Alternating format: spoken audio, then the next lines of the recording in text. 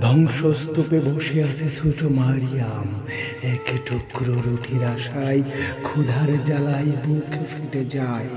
খেজুর গাছ পুড়ে আগুনে, জল নেই, তৃষ্ণায় পুড়ে মরে। ঘরে নেই চুলা, নেই চাল ডাল, শুধুই কান্না, চাপা দীর্ঘশ্বাস। তাদের কাছে বেঁচে থাকার আকুতি, চোখে বিসর্জিত অশ্রুর ভাষা। খাবারের বদলে আসে রক্তাক্ত নোটিশ, মৃত্যুই হয় একমাত্র সমাধান। ফিলিস্তিনিদের ভাগ্যে জড়ানো যুদ্ধের নৃশংস কালো থাবা।